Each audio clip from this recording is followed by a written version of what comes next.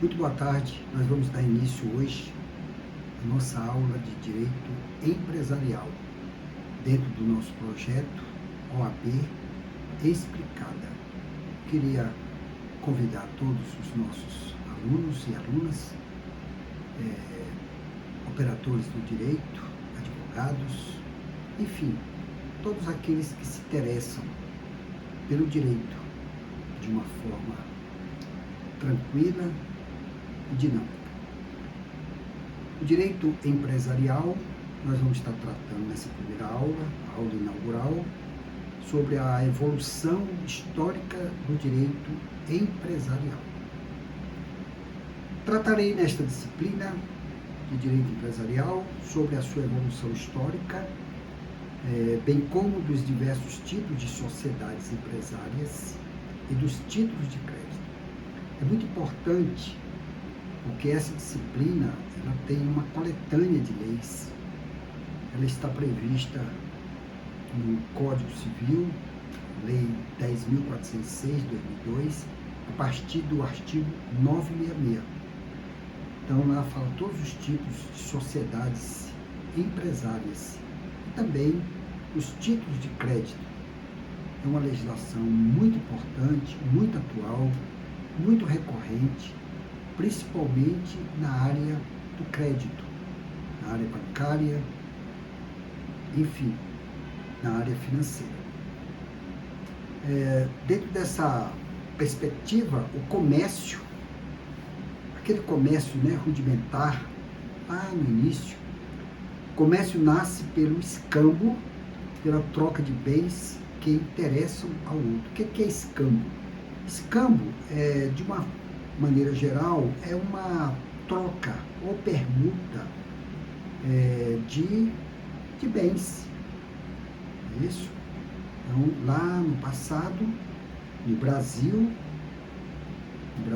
principalmente no Brasil colonial, existia essa prática. Como não existia uma legislação específica, então as pessoas trocavam suas mercadorias, por isso que se chama de escambo. Vamos falar um pouco dessa história, passando pelo Egito e também na Mesopotâmia. O Código de Hammurabi, que está previsto lá nos idos de 1600 anos antes de Cristo, continha normas sobre os contratos de sociedades e juros, entre outras, prevendo o pagamento de juros sobre o capital empregado, além da partilha dos lucros, de maneira semelhante às das futuras sociedades em comandita.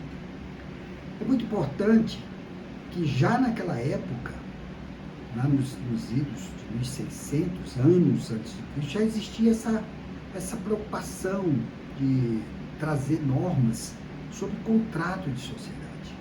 Era tudo rudimentar, tudo iniciando de uma forma incipiente, mas as pessoas viviam de acordo com as suas culturas. E já nessa época já se tratava sobre as futuras sociedades comanditas. Sociedade comandita, nós vamos estar explorando muito bem o que é sociedade de comanditas. Sociedade de comanditas, nós temos os sócios comanditários, nós vamos estar explicando na sua aula própria, quando nós estivermos falando sobre essa sociedade específica, mas nós vamos tratar aqui sobre diversas sociedades. Os sócios comanditários que investem capital, dinheiro, dinheiro, capital, lembra-se de dinheiro, ou bens, na empresa e a gerem, sendo a sua responsabilidade limitada ao capital investido. Já dentro dessa sociedade comandita de ações, nós temos os sócios comanditados. Esses sócios comanditados são aqueles que entram com bens e ou serviços da empresa e a gerenciam, sendo responsáveis pelas dívidas da empresa de forma ilimitada e solidária entre si. Muito importante quando nós estivermos tratando sobre essa sociedade, está lá no artigo 1045 do Código Civil. Nós vamos estar tratando dessa sociedade, porque lá no Código Civil, no artigo 1045, lá diz que na sociedade comandita simples tomam parte sócios de duas categorias, os comanditados, que são as pessoas físicas responsáveis, solidária e ilimitadamente pelas obrigações sociais, e os comanditários, obrigados somente pelo valor de sua cota. É muito importante que o nosso aluno vai se ater muito quando se trata de sociedade e também de responsabilidade solidária e ilimitadamente. Então, nós vamos estar tratando isso na matéria de sociedade, como de ações, de uma forma bem tranquila, onde nós vamos estar explorando muito bem o objeto, o conceito dessa sociedade, porque isso é muito recorrente na prova do exame da ordem. Bem, agora já falamos do Egito e da Mesopotâmia. Agora vamos falar um pouquinho, dentro dessa evolução histórica do direito empresarial, da Grécia Antiga e de Roma. Na Grécia Antiga, surgem alguns contratos que mais tarde serão trazidos para o direito comercial, como o contrato de câmbio marítimo. É muito importante porque nós vamos tratar muito bem sobre o direito comercial, sobre essas tratativas. Mas o que é câmbio marítimo? É importante nós conhecermos esses termos, porque muitas vezes no dia da prova cai um termo desse e o nosso aluno precisa saber o seu significado, o seu objeto, a sua finalidade. Câmbio marítimo é contrato de empréstimo de dinheiro ou valores sob garantia de um navio, sua carga, fretes ou pertences subordinado ao não perecimento do navio, dinheiro de risco. É um investimento que as pessoas na época faziam para poderem ter garantia, tanto para o credor como também para o devedor. Nós falamos sobre a Grécia Antiga, agora vamos falar um pouquinho de Roma. Roma era uma cidade mais rústica, né? Era uma cidade que dependia muito das outras nações, dos outros estados, porque Roma é como se fosse hoje o Vaticano, né? O Vaticano ele tem uma especificidade de ser uma cidade metrópole, onde abriga ali a parte papal e sua administração da Igreja Católica. É mais ou menos isso. Então, Roma se consumia o que as províncias produziam. As províncias eram tipo colônias, né? Eram produtora de geração de bens e serviços. Os romanos desprezavam a atividade comercial em si. Havia leis que proibiam determinadas pessoas de se dedicarem a esta atividade comercial, empresarial. Tudo bem que nessa época já não tinha esse conceito de empresário, de comerciante, tudo era muito rústico. Os senadores de Roma estavam impedidos de praticar o comércio marítimo. Já falamos sobre o comércio marítimo, né? Por exemplo, de maneira que seu envolvimento em atividades lucrativas não se encontra documentado. Então, isso significa dizer que Roma, ela não se preocupava muito com essa evolução de atividades empresariais. Ela consumia aquilo que produzia, que vinha das colônias, que vinha das províncias, e tudo estava muito bem. Em Roma, havia 3 categorias de romanos livres. Tinham os cidadãos, tinham os latinos e os peregrinos. Os cidadãos gozavam de todos os direitos de cidadão. Os latinos, originalmente, aqueles habitantes do Lácio. eram todos aqueles que continham direitos limitados de cidadania, às vezes incluindo o conúbio e o comércio, mas normalmente apenas este último. Por fim, os peregrinos, os estrangeiros. Então, o que é que nós falamos aqui de habitantes do Lácio? Importante nós conhecermos um pouco. Lácio é uma região histórica da Itália Central, na qual a cidade de Roma foi fundada e cresceu até tornar-se capital do Império Romano. Então, Roma, ela era uma nação muito tranquila, dependia da produção das províncias e assim ia vivendo. Com a queda do Império Romano e a Idade Média, com a queda do Império Romano, como sistema centralizado de governo, como sistema administrativo, no século V ou V, por consequência das denominadas invasões bárbaras, em toda a Europa Ocidental houve o declínio da vida urbana e a concentração da população nas áreas rurais. A atividade comercial praticamente cessou e a produção agrícola se destinava essencialmente à subsistência. Então, com a queda do Império Romano, houve o declínio, né? A população ela começou a se concentrar em populações em áreas rurais. Tudo era muito rústico e eles viviam apenas, essencialmente, para a sua subsistência. Avançando nessa evolução histórica, o comércio começa a se desenvolver na Itália.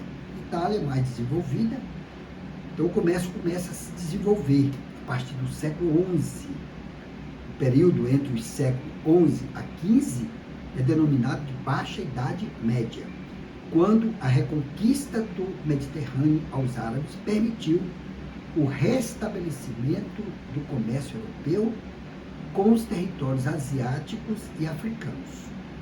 Então, o direito romano, abolido entre os séculos V a X, foi retomado após a criação das universidades, mas havia perdido a flexibilidade da sua aplicação pelos pretores e sua interpretação tornou-se difícil. Por essa e outras razões, ela já não tinha condições de regir a vida comercial. Então, a Itália, mais desenvolvida na época, começou a expandir essa ideia do comércio em outros países, né? Principalmente os países asiáticos e os africanos.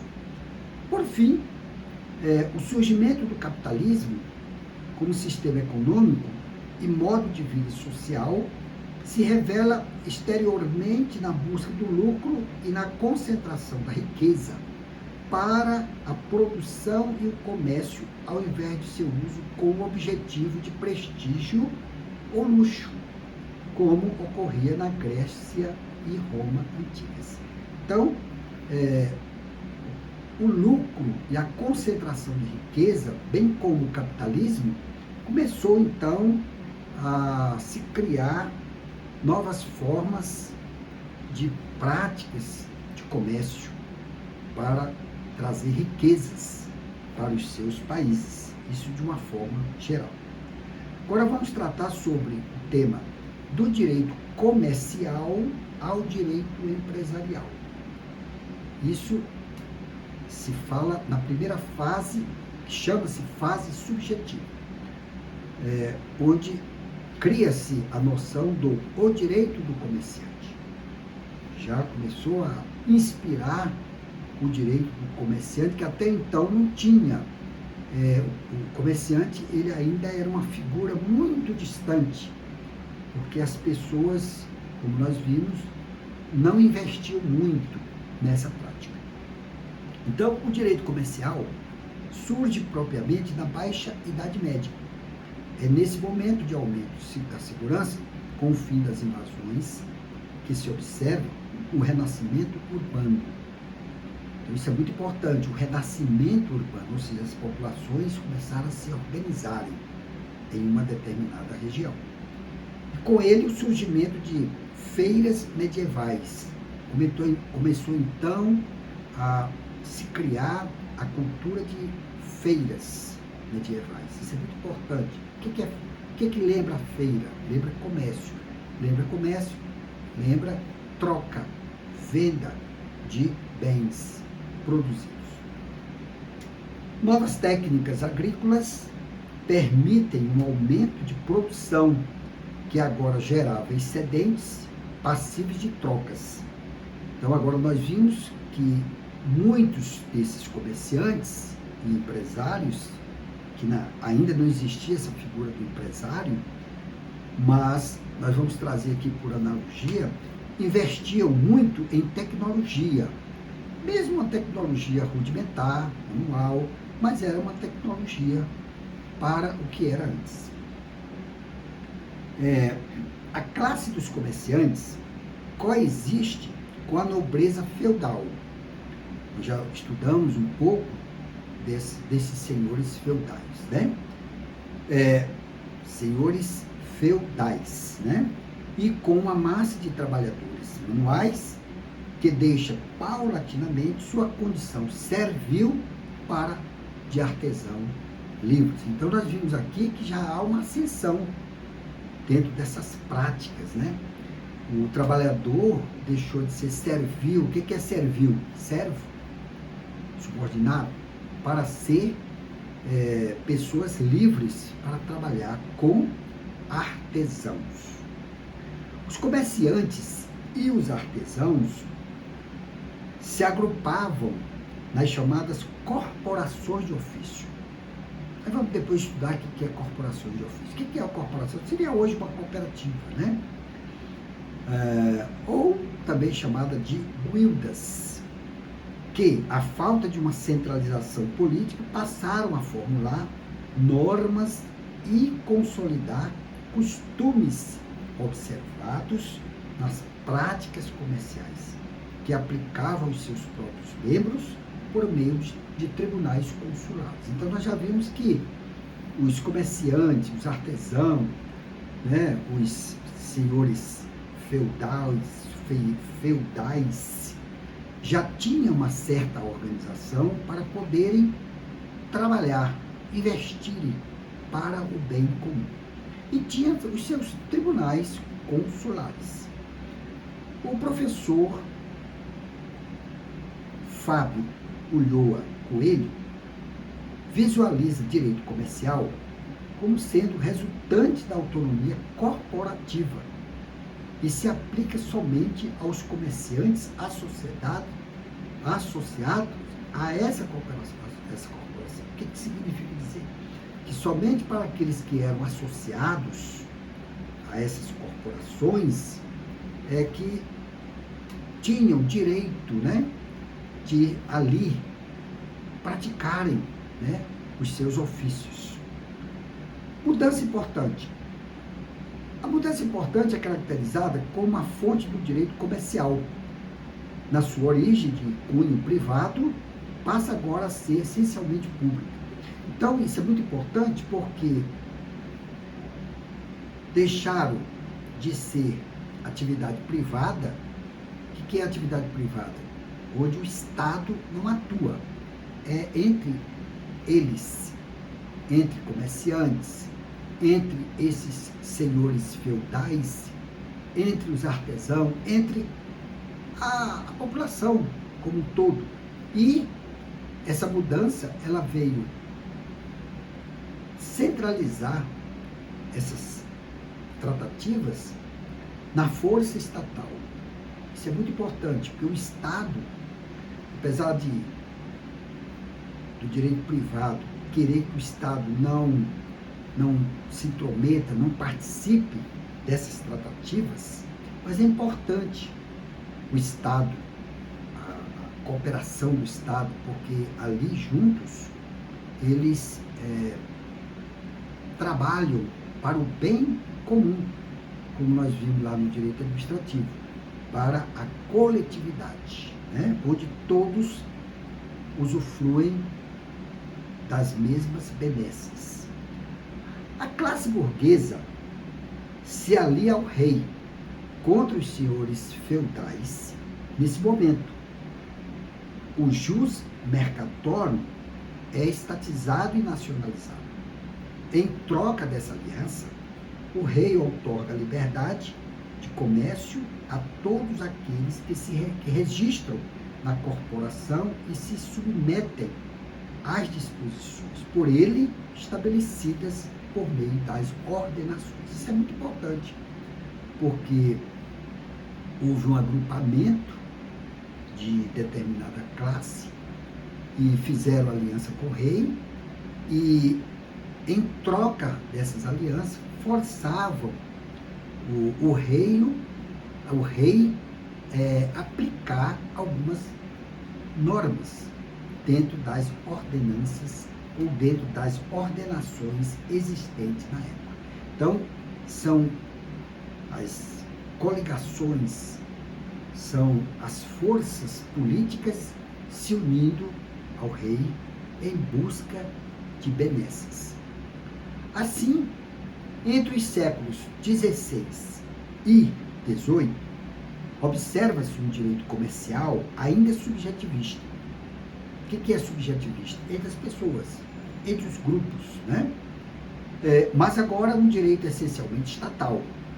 Como nós vimos, o Estado agora assumiu algumas características desta situação dos comerciantes, artesãos, senhores feudais e outros, para poder reger dentro de uma ordenação jurídica determinados atos.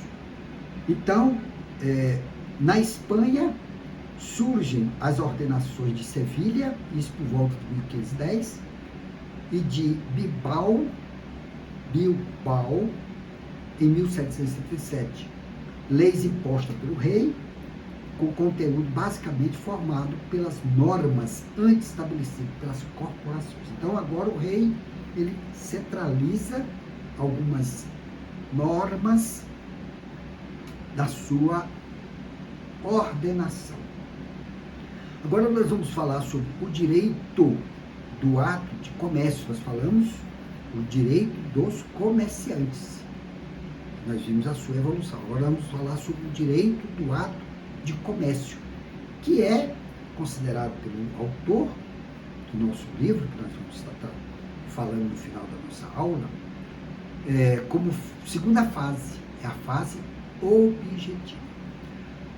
A Revolução Francesa extinguiu as corporações de ofício, através da lei Chapelier, sob o fundamento de que representavam o sistema de casta ou castas, contrário à igualdade de todos os cidadãos, tornando difícil a identificação da figura do comerciante para a definição no âmbito da incidência do direito comercial. Estava superada a fase subjetiva. Mas é no início do século XIX, com o Código Civil francês, 1804, que é o Código Napoleônico, ou Código de Napoleão, e o Código de Comércio, de 1807, que surge a segunda chamada fase do direito comercial, a fase objetiva. Então, é com a edificação desses dois instrumentos codificados, importantes para a época, para poder reger essas tratativas. Surge, então, a teoria dos atos de comércio. O direito comercial permanecia direito estatal, mas passava a ser aplicado a uma determinada categoria de atos que apresentavam uma característica comum: a intermediação para a troca. O direito civil regeria todos os demais. Então, existia uma prática da época que a intermediação era um instrumento muito importante para essa troca, né? Ainda muito incipiente, mas em ascensão. Nos termos do Código de Comércio de 1807, são comerciantes. Agora nós vamos ver, dentro dessa normatização, a primeira conceituação, né, desse comerciante. Então, nos termos do Código de Comércio de 1807, são comerciantes os que exercem atos de comércio e deles fazem profissão habitual. Então, nós vimos que o comerciante ele só era reconhecido através desse Código de Comércio se eles exercessem com habitualidade atos de comércio. A revolução industrial e o surgimento de uma economia de massa tornaram essa questão ainda mais sensível. O comerciante que, no final da Idade Média, era um ambulante e que depois, ao se estabelecer na cidade, tornou-se promotor do processo produtivo. Era agora parte desse mesmo processo. Então, os comerciantes, eles tomam uma nova forma. Deixaram de ser ambulantes. O que é ambulantes? Aqueles que não tinham fixação da sua mercearia, do seu comércio, e passaram então a ser reconhecido como promotor de processo produtivo, dentro desse processo de atos do comércio. Agora nós vamos ver agora a teoria da empresa. Esse aqui é o ponto crucial para o nosso estudo daqui para frente. A teoria da empresa, que é a terceira fase. O Código Civil Italiano, de 1942, é considerado o grande marco na adoção legislativa na chamada teoria da empresa, pois a noção de empresário, contida no seu artigo 2082, abrange tanto a atividade econômica organizada, essa palavra é muito importante, organizada, para a produção, quanto aquela voltada para a troca de bens e serviços. Então, agora nós vimos que o Código Civil Italiano, de 1942, teve assim um grande marco, uma grande revolução. Lembrando que o nosso Código Civil brasileiro, ele é de 1916, o código que foi revogado pelo atual Código vigente. Então, em 1942 já tinha essa constituição de projeto, né, da teoria da empresa. Assim, a evolução do direito comercial atinge sua terceira fase, chamada, por alguns, de fase subjetiva moderna. Então, nós vimos a fase subjetiva, a fase objetiva, e agora, com uma terceira escolha, como uma fase subjetiva moderna. O direito comercial, como direito da empresa, sua base é a adoção da teoria da empresa. Ao adotar a teoria da empresa, o direito comercial não mais se limita a regular alguns atos, mas alcança toda uma forma de exercício da atividade econômica. Lembrando que o nosso Código Comercial ele é de 1850. Isso é muito importante. A forma empresarial, em qualquer atividade econômica assim exercida, estará submetida à disciplina do direito comercial, que hoje é o empresarial. Então, nós vamos partir agora para a evolução do direito empresarial no Brasil. Até então, nós falamos do direito empresarial, do direito comercial, direito do comerciante, da teoria da empresa. em suas diversas fases, fase subjetiva, objetiva e fase subjetiva moderna, mas fora do Brasil. Né? O Brasil, agora ele vai começar a entrar aqui dentro da nossa plataforma de estudo. Já no Brasil, esforçando-se para garantir a própria sobrevivência e a do Império, Portugal toma uma série de providências que se iniciam com a abertura dos portos do Brasil ao comércio estrangeiro, que se deu ainda em 1808, principalmente por pressão da Inglaterra, que desejava o mercado interno brasileiro, encerrando a fase de exclusividade do comércio de Portugal com o Brasil. Então, em 1808, houve muitos eventos no Brasil. Então, nós vamos estar estudando isso paulatinamente, quando nós estivermos estudando, né, o direito constitucional e também o direito empresarial.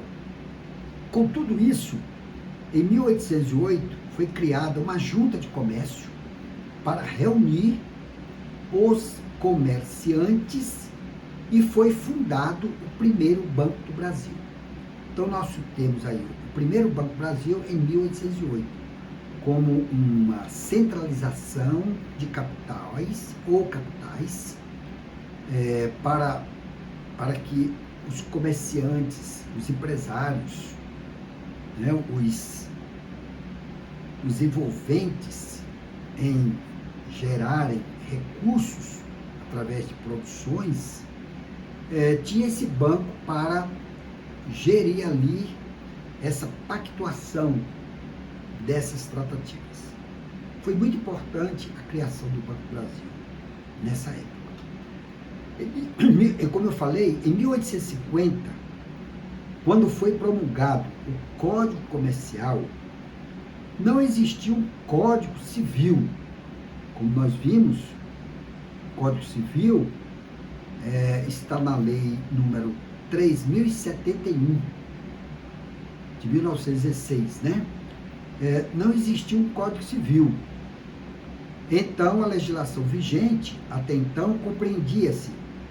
Então, o Código Comercial, como não existia o Código Civil, então muitas dessas tratativas eram regidas por esse normativo, como a parte geral sobre obrigações e contratos, o mandato, a troca, a locação, a hipoteca, a fiança, o penhor e assim sucessivamente.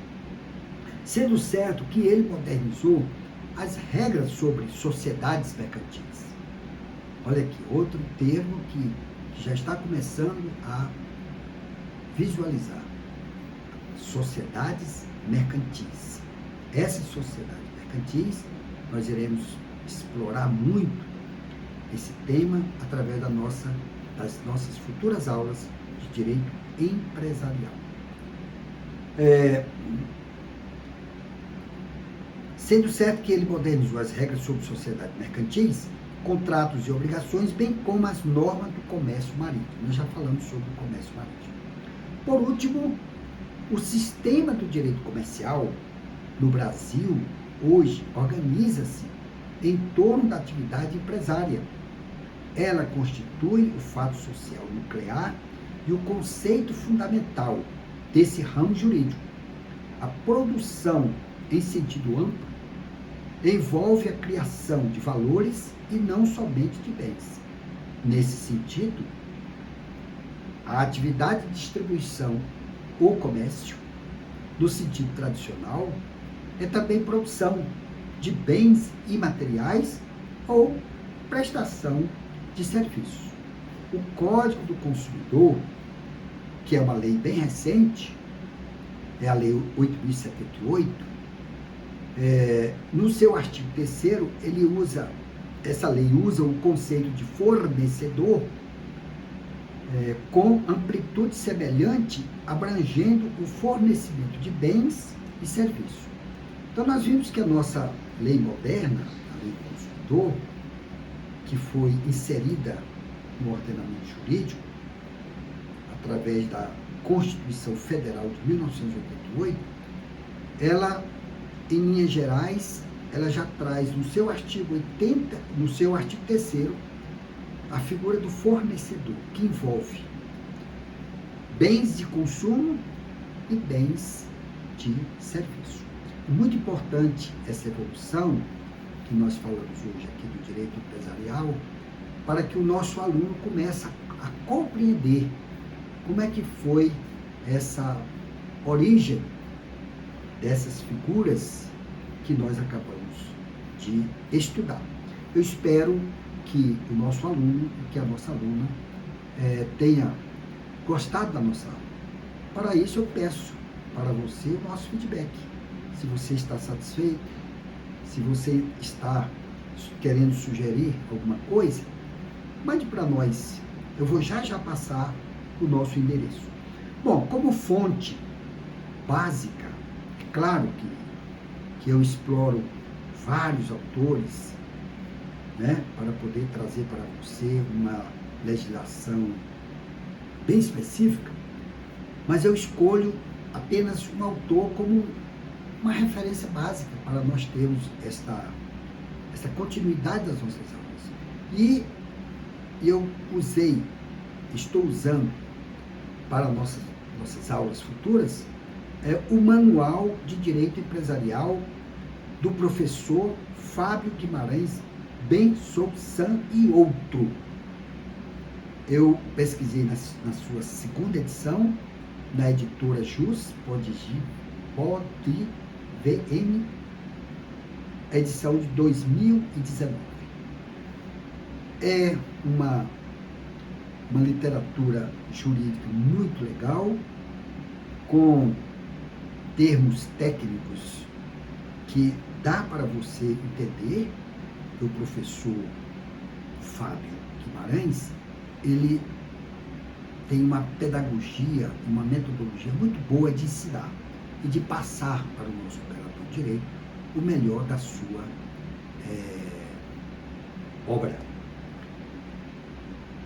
Próxima aula, eu vou tratar sobre o Código do Consumidor. É uma matéria muito especial, é uma matéria que ajuda muito o nosso candidato ao exame da ordem a completar os 40 pontos necessários para ser aprovado na primeira fase da prova do exame da ordem. Não esquecendo que você, meu aluno, você, minha aluna, pegue seu celular agora, aponte com a sua câmera para o nosso QR Code, onde vai aparecer no vídeo do lado direito, onde, quando você aponta o seu celular para o QR Code, automaticamente vai cair lá nos nossos endereços, o nosso site.